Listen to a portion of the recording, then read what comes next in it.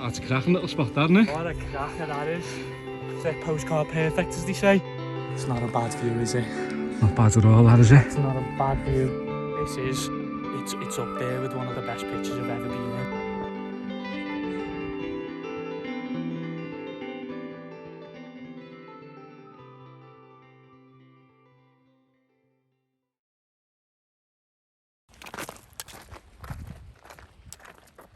Hi guys, and welcome back to Border Raiders, the place for your fix of all things outdoors and wild camping. We're back out on another sunny, glorious day up in the Lake District. I'm not sure if you can make out where we are. We've got the fantastic Seathwaite Fell behind us. Further up through this little pass, you've got Styhead Tarn, and from there we've got a lovely, lovely little spot picked out tonight. And it's just off the beaten path, the very famous corridor route up to Scafell Pike. So we're going to be getting up to that, setting up camp, and we've got a few new bits of kit to take a look at today. Brand new tent, which we've been itching to get out and have a little camp in. I've been looking at getting a new one for a while, especially going into the winter, so really looking forward to trying that out for the first time. Yeah, so stick around for that. Sam's got a brand new tent and I'm rocking a brand new bag today, which I'm hoping is going to get me through the winter. So yeah, stick around, because it's going to be a good one.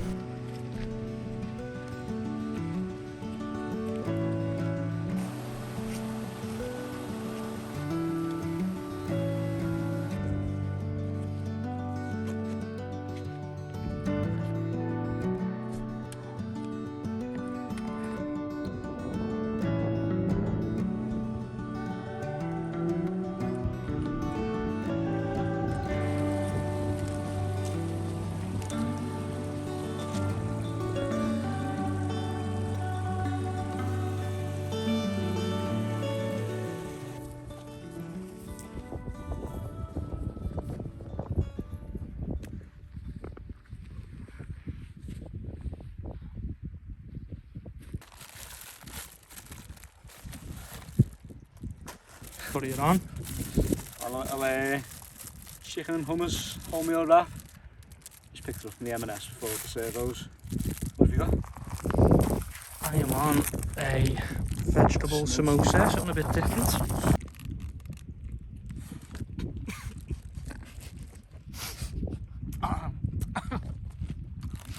That's lovely, though. It's nice, yeah. Something a bit different, yeah. Something a bit different, isn't it? A little bit of spice, like a What's bit in of it? spice. Sure, your standard. Spinach and stuff.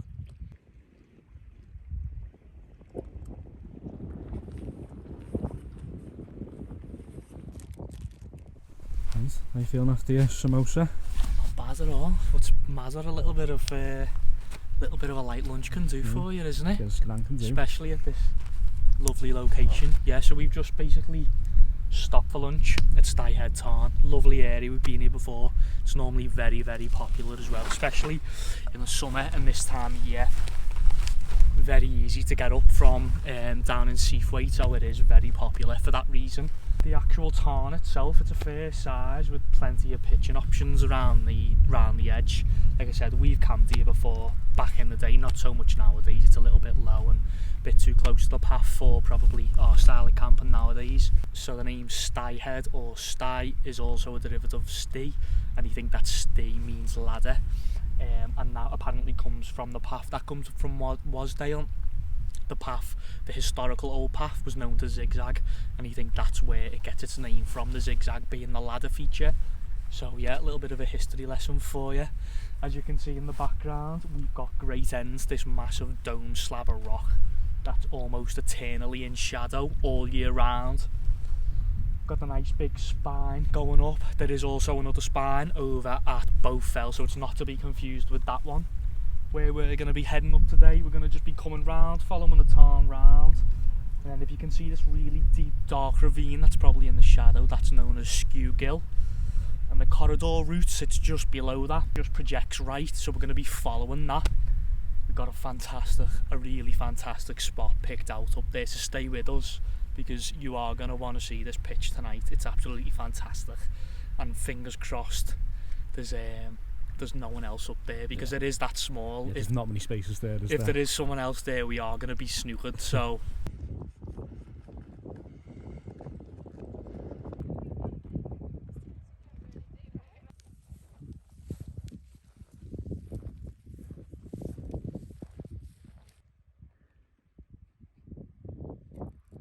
So as you can see behind me, we've got the massive skew gill, and it's such a huge, intimidating gill, especially when you see it from a distance and you look, it's just this really dark, intimidating feature.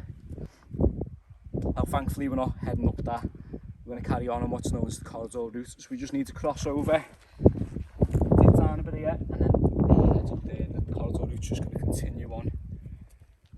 We're just going to basically traverse along here.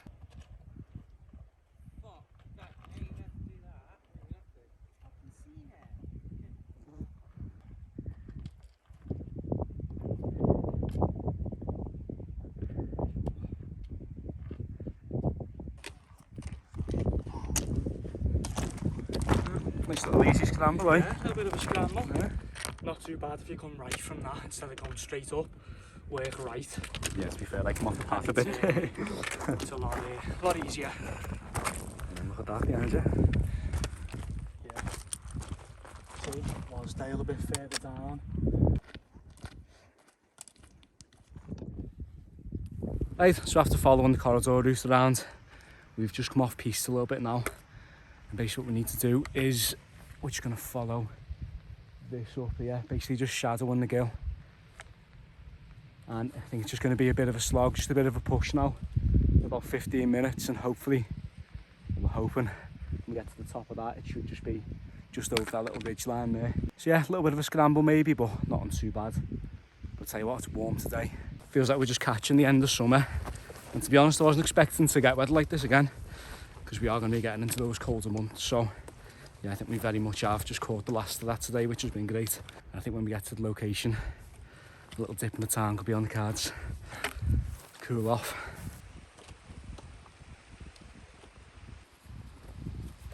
Right, we've just got a very welcome, very good sight. As you can see behind me, that is Long Pike. And it's a good sign because we know our destination sits right below that. But it's very distinctive, as you can see. It's a really quite a strange looking peak. Yeah. Right, so we just made our way up that really steep pull.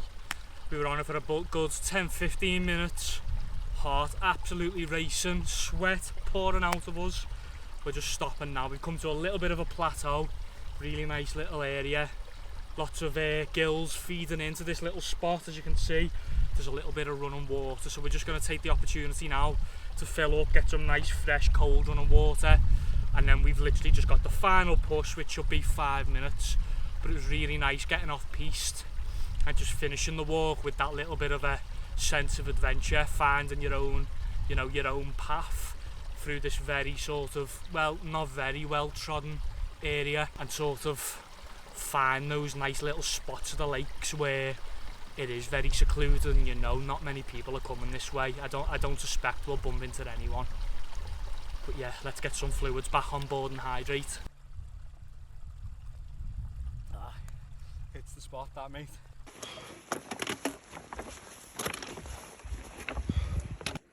Alright mate, is it okay?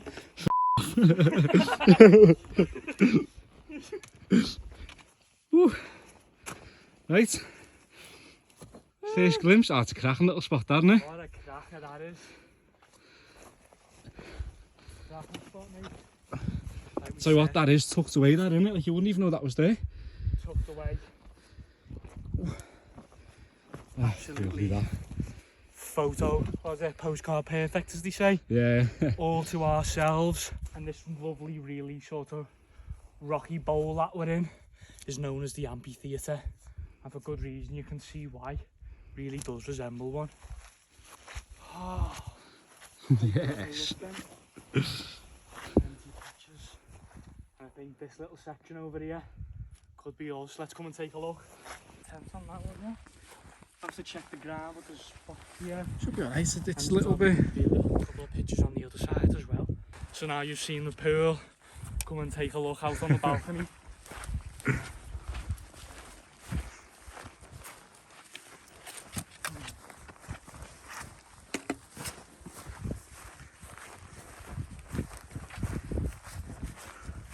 Oh, nice.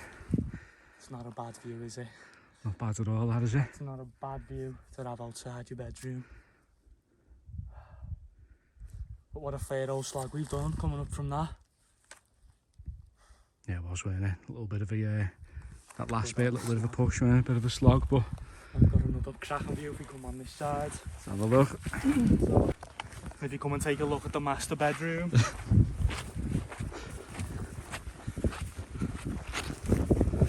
you can see, come to this little cracking view.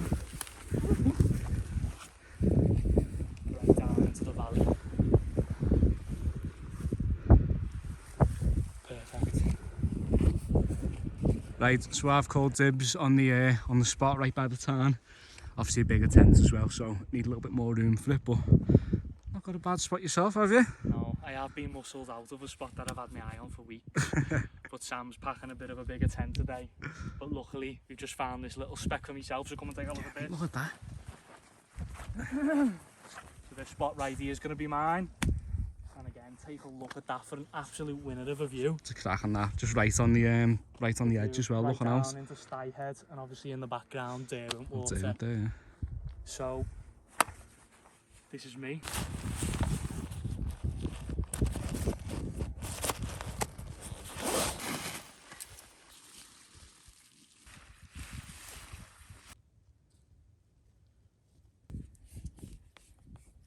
So there we go, the Scarp one by Tarp tent all set up.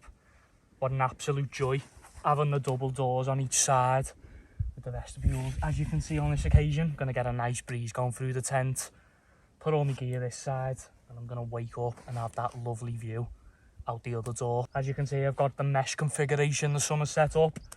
Lovely and airy, nice breeze going through, keep the bugs out. Feels great getting it back out. Love the blizzard, but on these nice summer camps, the Scarp, it's an absolute joy.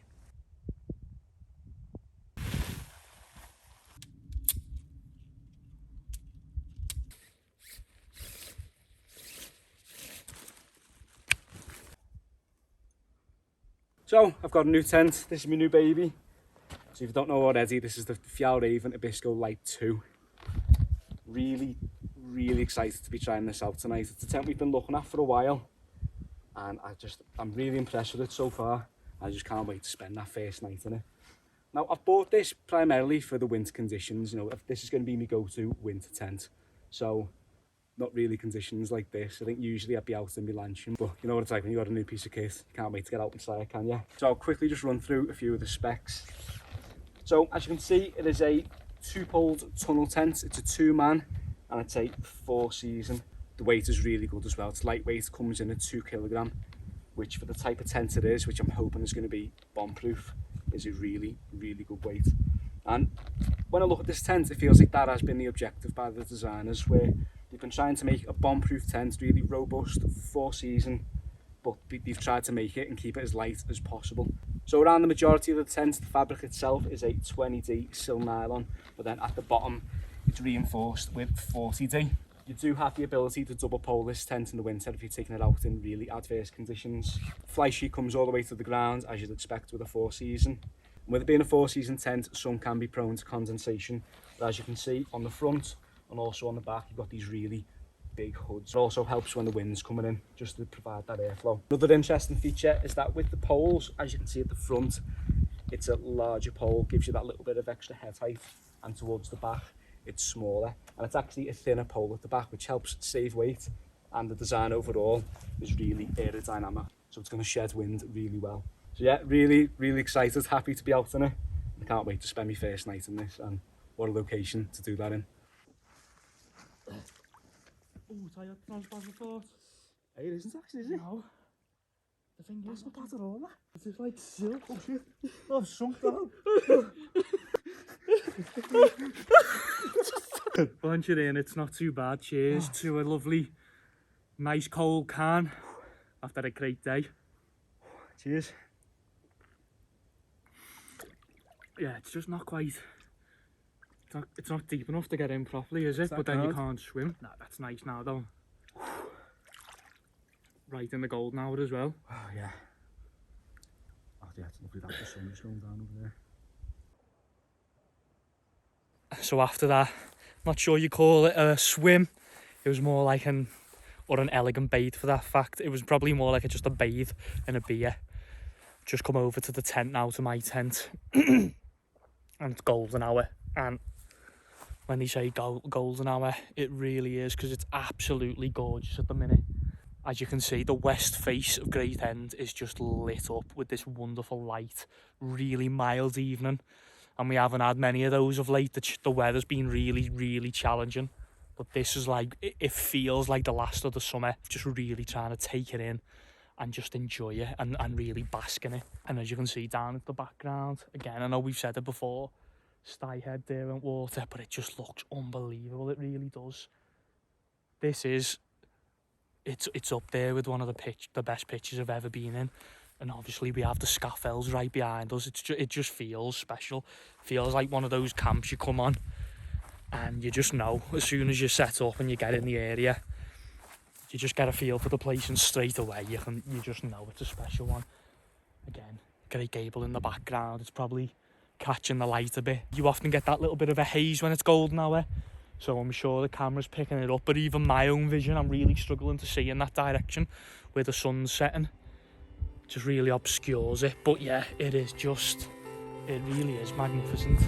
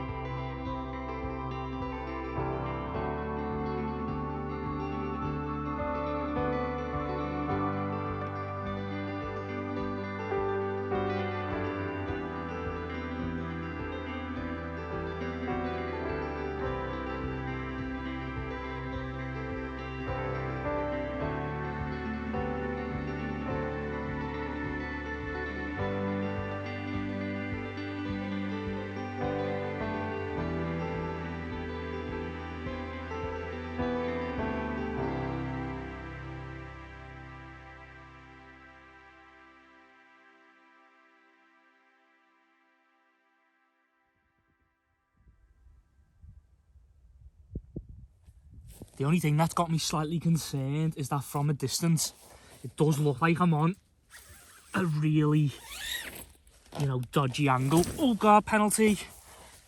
I think I'd take a little bit of an angle just because of the view, but there's a little spot just round the corner where it does look level. At the moment, that feels fine. It's a bit different when you've got a bed in and obviously you're sliding about, but at the current moment, it does feel all right. I think I'm going to stick because that view, it's too much to give up. I think I'd sleep on a washing line to have that view. There he is, Michael Phelps, coming over for his tea. I am starving, looking forward to this. Yeah. Bit of strain. Tell us what it is for tea then. What are we having? So we're having, get me bits and bobs out. Had them out before. So we got these, you picked these up, I don't even know what they are. Broad noodle, sesame paste flavour noodles. And then to go with them we've got some, where are they?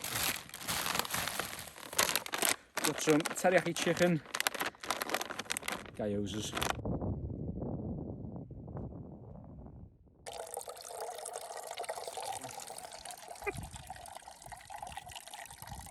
There.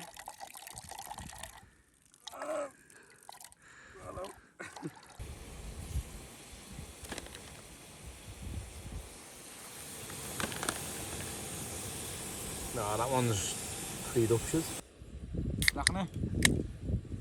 It's my second one, I think. Yeah, So I've got another, 8? Got another 8 in my bag. I haven't got another 8 cans, but let's look at whiskey. That'll do. The good old Ledger this as well. Oh, the nice. fave we need. Oh, do you know what? I forgot to bring it. Me mate them work.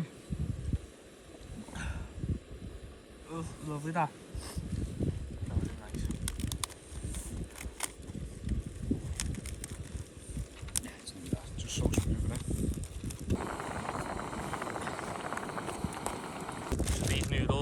spot on. They're just like what they call the broad noodle sesame paste flavour.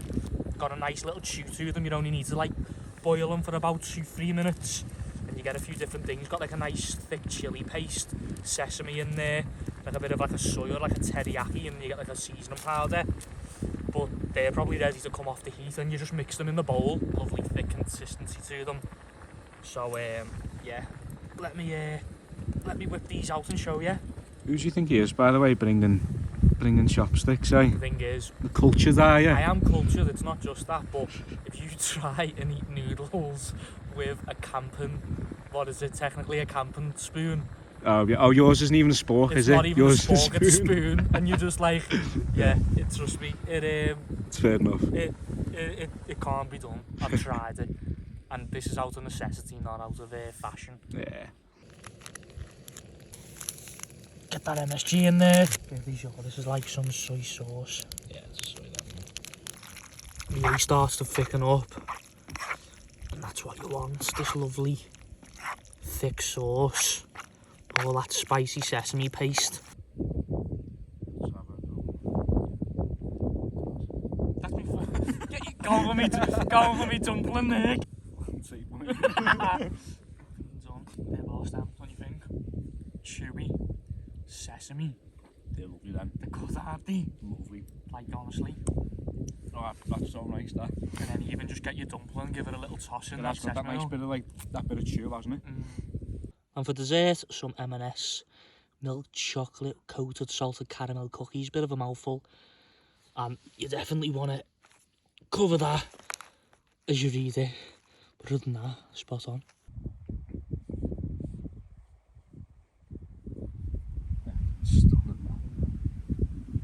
Cheers.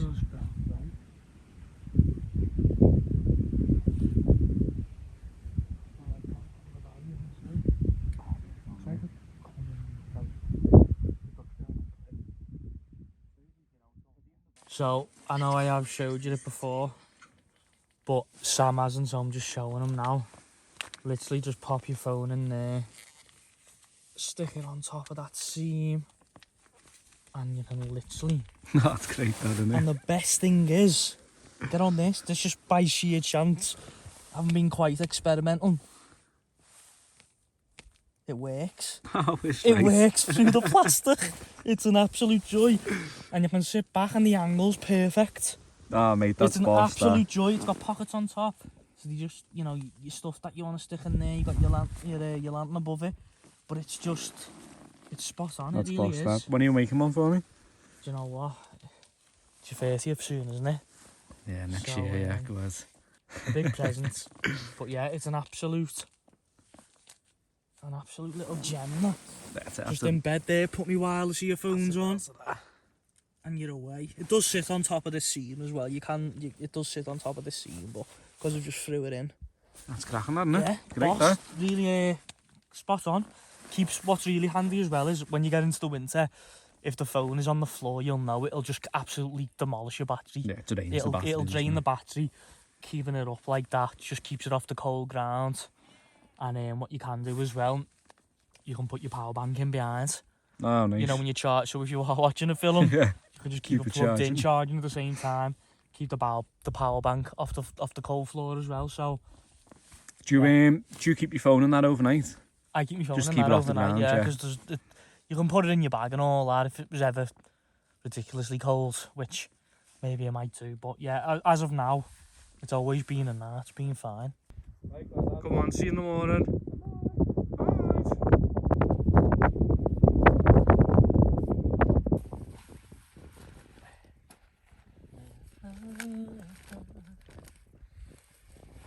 Right, we're just in the tents now, and that's the end to what's been a really good day. Yeah, great to get out in that weather today, just knowing in the next month or so it's just gonna start turning, and all of a sudden you're into those cold months then, aren't you? But this spot's great, absolutely cracking little spot that we found. It's just so tucked away. And you got that corridor path further down, but to find this you've really just got to come a little bit off-piste and just have a little look around, and you find it. It's a really little hidden gem, I'd describe it as, really. And then tonight, really enjoyed tonight. We've just sat around, chatted absolute nonsense, as you always do when you go camping. a couple drinks, really nice foods, and then we obviously caught that gorgeous sunset. Some really nice colours in the sky tonight. Always loved that. I've always said it's one of my favourite things in the world when you see a nice sunset. There's just something about it, isn't there? But yeah, I'm gonna get my head down now. I'll speak to you in the morning, but yeah, let's hope this first night in the Abisko is gonna be a good one.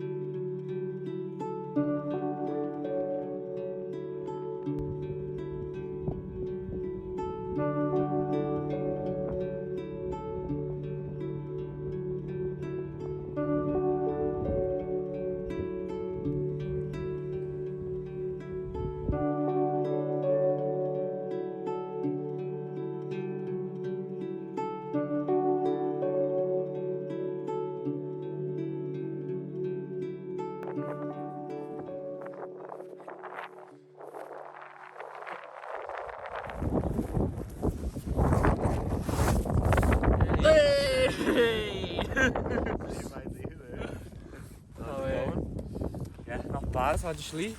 Good, you know. I had like, you know, I struggle when I come camping, but I had a pretty good sleep there. Only woke up a few times. Not myself. Same. Not bad at all. Nice and toasty. Yeah, I woke up and put the GoPro out, but there's still some colour in the sky as well. There was a few not quite. The sky was looking a little bit pink when I got up as well. It must be quite like a prominent spot for cloud inversions, because every time I've stayed at Styhead Tarn, whenever I've woke up and looked over to like to Great Gable, there's always been clouds rolling past. So obviously the landscape must just sort of form it. But yeah, absolutely gorgeous waking up to that.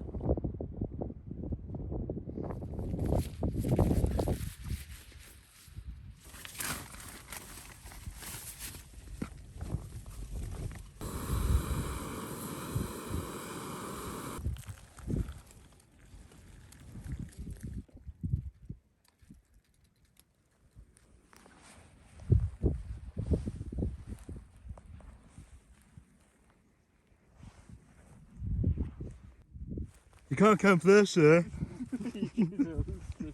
Trying to ruin my morning, are you?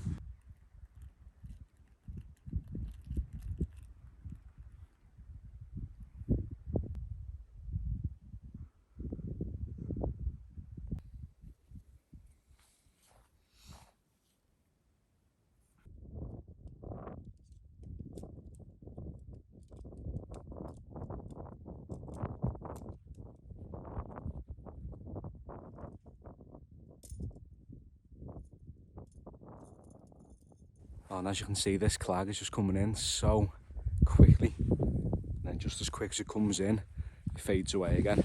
And we've said before on here, but it shows you how quick conditions can change and how quickly visibility, most importantly, can be affected. So in terms of the Abisko and how I found it on the first night, I'm really liking it so far. And I said last night, sometimes you just get a good feeling about the tent, and I've got that about this one. I feel like it's going to be a tent I'm going to have for a long time now, and that's going to be my go-to tent, especially in adverse conditions.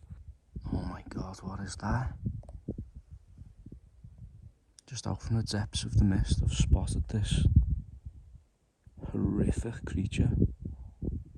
That's walking right over to me. Good morning, good sir. Oh, it's just Keith. Yeah, alright, lad. The new bag looks great, doesn't it? Have you found it? Yeah, it's been comfy. Really liking it so far. Yeah, actually we'll give a quick run through now, because we talked about it on the way up yesterday. Yeah, good. Picked up a new bag, and it is the Gregory Focal 58. Just pop it off so you can see there. The reason I picked this up is because heading into autumn and winter, I wanted a really solid bag that's going to bear heavier loads well, and it's going to be comfy and it's going to be stable. You know, if you're a follower of the channel, you know I use the Nature Height Rock 60, fantastic budget bag, but I just wanted something a bit more premium, like I said, and a bit more solid. It's got a couple of features that I really like on this bag. Just to run you through them very quickly, the first and foremost is this wonderful like suspension system, as you can see on the back. It's got this frame round the edge, it's got this nice mesh suspension system, and then this nice lumbar support, as well as comfy shoulder straps. It's too early to say, but on that first walk yesterday coming up, it was a joy. There was no hot spots and it was really comfy, and it just carried the weight really well. It didn't feel like it was, you know, anywhere near the weight that it is. Coming onto the side, it's got these really nice mesh stretch pockets. These just make it really easy to get bottles in and out with the side access. Another reason why I wanted these is because of a winter, it's essential that I'm able to pack my kit away inside the tent without having to get out, and that I can put everything in the bag to keep it dry.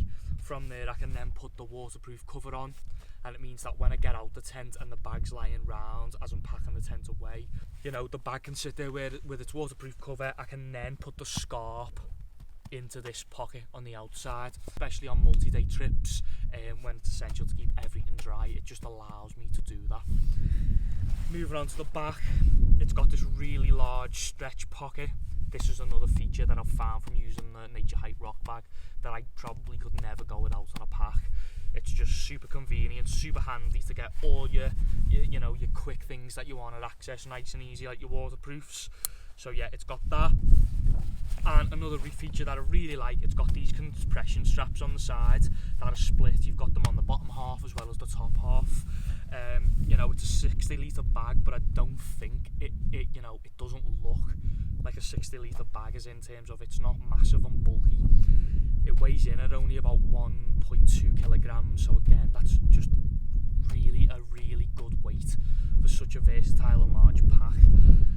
These compression straps, you know, if your volume, maybe you're only cracking on, you're putting about 50 litres worth of kit inside, you can just cinch them up, bring the pack in nice and tight. You know, it just means that the bag's sucked in, everything's super tight, not rattling around, and your centre of gravity is, you know, nice and stable. It's too early to give it a full review or pass judgment, but so far off the first trip yesterday, I'm really liking this bag so far. I'll pop it on so you can see what it looks like, but straight away when you lift it up, you know, it feels solid, which just gives you that reassurance when you are carrying heavier loads that nothing's going to break or bust. It's got a nice waist strap, just clips in there, carries the load really well. And it's obviously got the chest strap, but as you can see, you know, for a 60 litre pack, I don't think that's excessively large. As my X-Cross in terms of size, yeah. I don't think it's excessively large. It's solid and it's super comfy, so I'm really excited to give it a good test over the next couple of months, and we'll give you an update.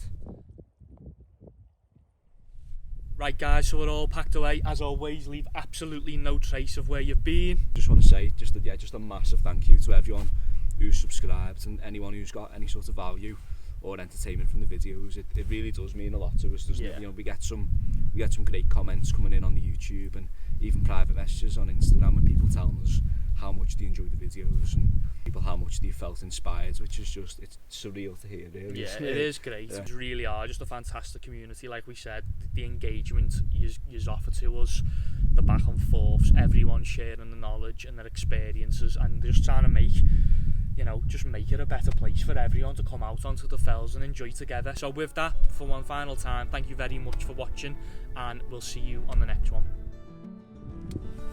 Bag's feeling nice and light. Oh, no wonder all your kids falling out.